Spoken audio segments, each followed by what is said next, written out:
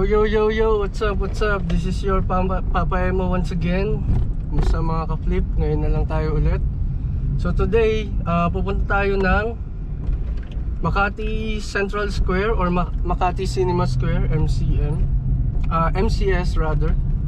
And obviously sa Makati siya, malapit siya sa Walter Mart at Don Bosco Makati. So yun. Time check 4:30 ang estimated time of arrival natin kung walang maging bulilyaso, and wag naman sana 6 something. So just right before I think the first battle kung walang delay, but from experience kasi hindi talaga nasusunod yung timeline ng flip top. Not that it's a bad thing though. So today, ayun, naka-face mask tayo guys dahil kahit bakunado naman na halos lahat, may mga cases pa rin ng COVID. And obviously, ayaw natin mahawa ng pneumonia and something. So kayo, pag pupunta pa rin kayo ng public places, mag-mask. Yeah. Galing nga pala tayo Antipolo guys, so dadaan tayo ng backdoor, meaning dito tayo sa mahabang parang. Labas na natin ito, Baytown sa Angono, tapos Taytay, Muson, Taytay. Tapos mag-ano tayo, Barkadahan, C6, Taguig. Tapos tatawid tayo ng Bayani Road, yung Loton Avenue, yung pa Terminal 3 or pa Resorts World. Tapos magpapasong Tamo extension tayo. Hindi na tayo lalagpas ng tinatawag nilang Gate 3. Pagdating natin ng Pasong Tamo, dadaan tayo sa ilalim, yung parang tunnel doon or something. After that, dire-diretso na yan hanggang sa marating tayo ng Walter Mart. Unang stoplight after ng Walter Mart,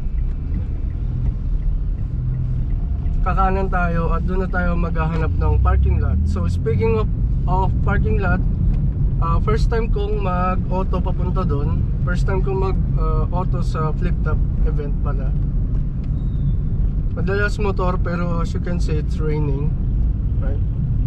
So hope for the best tayo. Sabi rito 5:57.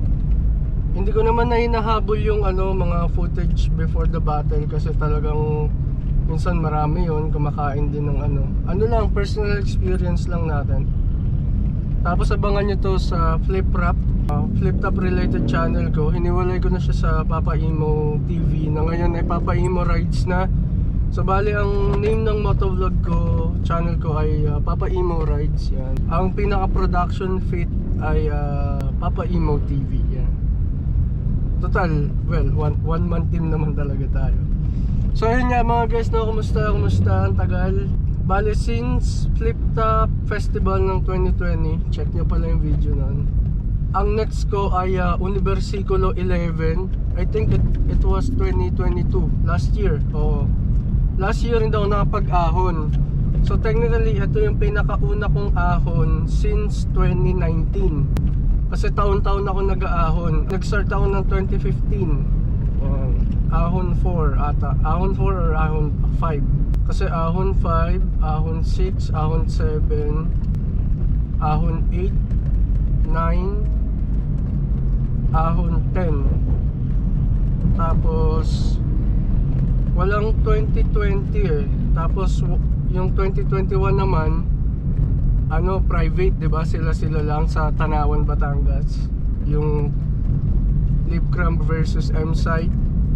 Tapos 2022 yun.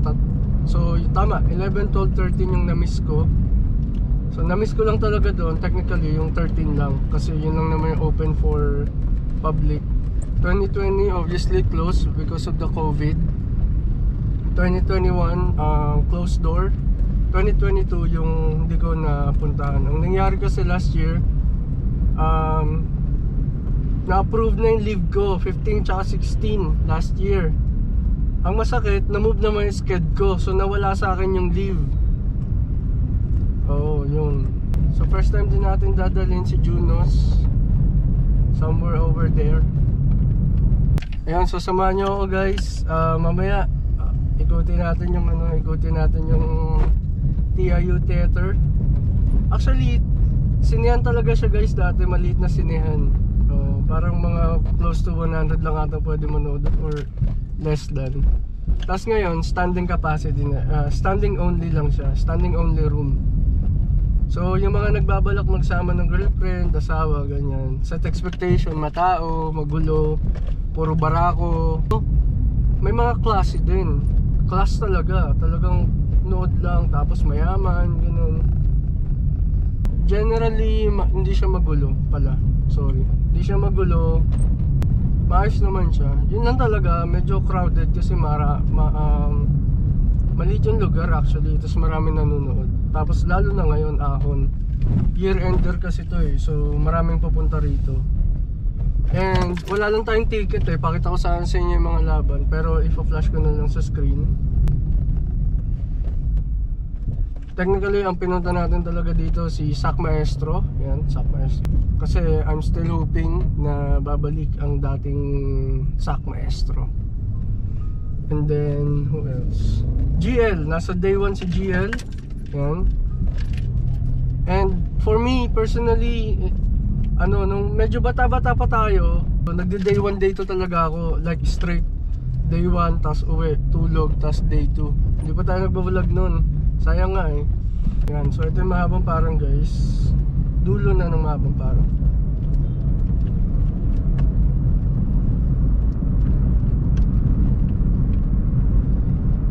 So yun nga, nagbaback to back tayo dati. Day 1, day 2. Kasama ko mga kapatid ko. Iba sa day 1, iba sa day 2. Nag-start ako magpaisa-isa. Ahon 8 sa river something pa na venue. Yun yung isa sa pinaka-classy na venue na nakuha ng flip top. Talagang yun, parang malaking open space na may bubong, closed siya, tapos may aircon, may ventilation na maganda.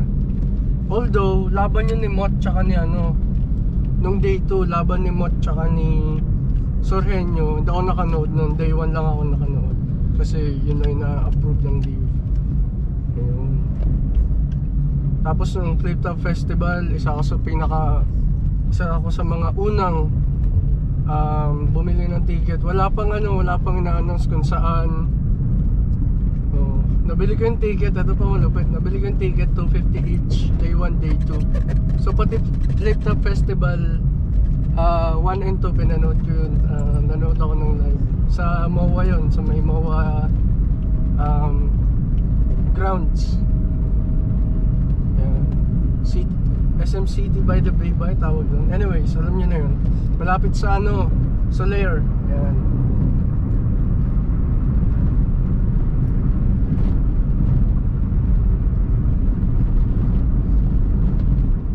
So check nyo lang yung channel ko guys para magkakalanlan tayo ng mas ma-deep. And bukod sa pagmomoto, nag-auto vlogs din ako. Tapos itong flip top. Yan. Ito talaga yung mga tsaka gaming, tas family. Yung mga trip nyo gawin guys, gawa lang kayo channel, wala namang bawal dyan. Ako malay nyo, diba? Sa mga channel ko, dalawa na yung monetizing. Yan. Sa Facebook guys, kasi ang hindi ko masyado feel sa Facebook. Ginagawa ko lang talaga siyang marketing, hindi siya pangkitaan. Although may mga kumikita ron, pero hindi ganun eh, hindi ganun kasolid. YouTube pa rin guys, YouTube pa rin. So ayun. So nasa part na tayo ng pababang parang. Ayan, ang labas nito guys, near SM Angono. Ayan. Tapos ang tumbok mo sa taas, mahabang parang Angono. Pag kumaliwa ka, boundary na ng Angono tsaka Antipolo City. So yung Angono, Binangonan, Taytay, nasa baba lang yan ng Antipolo City, Antipolo Bayan. So para siyang Antipolo tapos yung mga bayan sa baba.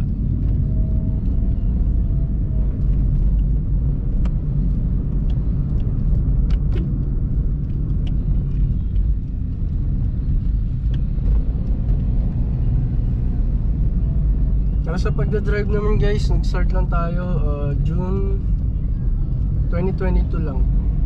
Pag Baguio na din tayo, nakapag Old Highest Point yun, yung pinakamalayo ko, Old Highest Point. So far so good naman guys. Madali lang naman tong Mirage. Tapos next ano na, Expander. Kung hindi Expander, Montero. Sa motor naman, bala kong kunin ADV. And guys, so maraming salamat sa pagsama. Medyo madilim dahil nasa loob tayo ng auto. Tapos hapon-hapon na. But kita-kita tayo mamaya sa venue. Focus muna tayo sa driving. Maraming salamat ulit. Like, share, and subscribe. Yeah!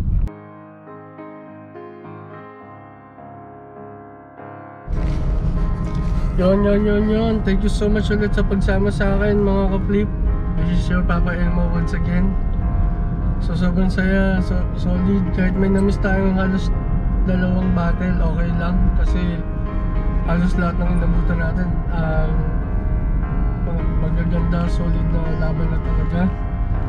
Abangan nyo yung laban ng Pistolero J Black, Body Bag. Tapos yung nag-step up talaga, level up, Plaridel GL. Although talagang si GL talaga ibang level na talaga. Tapos yung Sharon tsaka Smaglas, hindi tayo pinahiya ni Smaglas guys. At talagang iba rin talaga din ang level ng battle rap. Or maybe because English speaking siya talaga, tas obviously English yung pagsasalita niya. Pero yung kay Sharon, basta may mga scheme siya dun na ano, talagang on the spot talaga, as in on the spot. Pero hindi tayo pinahiya ni Smag. So abangan nyo yung day 1. Solid chong, solid talaga, as in solid talaga. Swerte. Tapos Shernan Shock, Sak. Balato ko na kay Sak yun. Medyo may mga slip up pero he tried. Unlike ng mga dati. So ayun. Kita-kits tayo ulit mga paps. Papa Emo. Yeah.